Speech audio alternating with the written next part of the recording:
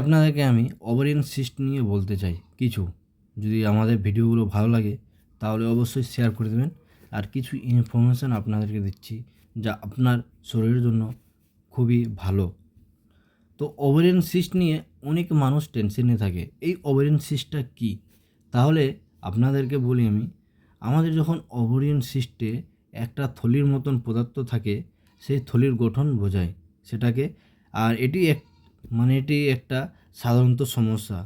আর বেশিরভাগ কিন্তু দেখবেন বেশিরভাগ সিস্ট ক্ষতিকারক নয়, কিন্তু কিছু কিছু ক্ষেত্রে সেরে যায় এটা। তবে কিছু ক্ষেত্রে সিস্ট বড় হলে তখন হয়তো আপনার ফেটে গেল বা ফুলে গেল, তখন আপনার প্রচুর ব্যথা করবে, আপনার বমি হবে, আপনি পেট ব্যথা নিয়ে থাকতে পারবেন না।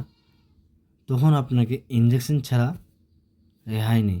কিন্তু হ্যাঁ, আমরা এগুলো যদি গরম জল খাই আর লেবু দিয়ে কিছু খাই তাহলে এই সমস্যাটা সমাধান হতে পারে। তো আমাদেরকে এই ওভারিয়ান সিস্ট যখন হয় তখন কিন্তু আমাদেরকে পুরো ডায়েটের মাধ্যমে থাকতে হবে। না আমাদেরকে বাইরের খেতে হবে কিছু, না ফাস্ট ফুড জাঙ্ক খেতে হবে, না বাসি খেতে হবে, কিচ্ছু খেতে হবে না। যা খাবো আমরা টাটকা, আজকে তৈরি করলাম আজকেই খেয়ে নিলাম। আপনি যত বাসি খাবেন কি না, অত আপনার ওভারিয়ান সিস্টটা বাড়বে আর ফুলবে। আর এটা আপনি যদি ডায়েটটা ঠিকঠাক মেনটেন করে নেন, ঠিক টাইমে ঘুমাচ্ছেন, আর ঠিক টাইমে আপনি আবার জল খাচ্ছেন, আপনাকে ওভারিয়ান সিস্টের জন্য 4.5 লিটার খুবই দরকার। দেখবেন যে যখন আপনার ওভারিয়ান সিস্ট হয় তখন কিন্তু আপনার মেন্সের সমস্যা হয়। মেন্সের সমস্যা কি? আপনার হয়তো পেট ব্যথা করতে লেগে গেল যখন পিরিয়ডটা হয়, তখন আপনি ব্যথায় ছটপট ছটপট করছেন, কিন্তু মেডিসিন খেয়ে নিলেন তখন ছুটে গেল। কিন্তু ছোটার পরে অনেকজন ইউএসজি করে না।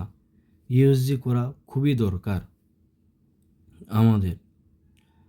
তো আমরা যদি এই ডায়েট প্ল্যানটা ঠিক চার্টভাবে চলি তাহলে কার্বোহাইড্রেটের পরিমাণটাকে আমাদেরকে কমিয়ে দিতে হবে। আপনি যদি কার্বোহাইড্রেটের পরিমাণটা কমিয়ে দেন তাহলে ওর ক্ষমতা নাই যে বেড়ে যাবে সিস্টটা। আপনাকে যা খেতে হবে প্রোটিন জাতীয় জিনিস খেতে হবে। যেরকম আপনি খেতে পারেন ফলের মধ্যে আপেল, লেবু, তারপরে কমলা লেবু, তারপরে আপনি খেতে পারেন পেয়ারা, এগুলো আপনি খেতে পারেন। ফলের মধ্যে সবই খেতে পারেন, কারণ ওই জিনিসটাকে বাড়তে দেবে না, সে কাটার চেষ্টা করবে। আপনাকে মাস্ট একদম 4.5 লিটার জল খেতে হবে। এবার ডায়েটের বলে দিলাম সিস্টটা কীভাবে হয়। আমাদের শরীরের মধ্যে দুটো হরমোন পাওয়া যায়, একটা শরীরে ইস্ট্রোজেন এবং প্রজেস্টেরন হরমোন। এই দুটোই সিস্ট তৈরি করতে পারে। বিশেষ করে যখন আপনি দেখবেন যে অনেক সময় ডিম্বাশয় স্বাভাবিক হয়ে যায় বা নাও হয়, তখন কি করতে হবে আমাদেরকে, এটাকে সিস্টটাকে ওটি মাধ্যমে আমাদেরকে অপারেশন করে বের করতে হয়। হয়তো কারো অনেক বড় হয়ে যায় কি না, তখন টেনশন হয়ে যায় যে বাচ্চা হবে কি না, কিন্তু না, এটা আমাদেরকে করতে হবে, না হলে এখান থেকে আপনার অনেক সমস্যায় পড়তে হবে। ডিম্বাশয়ের সিস্টের লক্ষণগুলির মধ্যে রয়েছে যেরকম আপনার তল পেটে ব্যথা, যা আপনি খুবই অস্তিত্ব ফিল করবেন। সেটা একটা সিস্টের আকার বা অবস্থানের উপর নির্ভর করে। আপনার কত এমএল সিস্ট আছে সেটার উপর আপনি নির্ভর করতে পারেন। যখন আপনার পেট ফোলা বা ভারী লাগে তখন বুঝে নেবেন যে আমার হয়তো সিস্ট বা কিছু হয়েছে।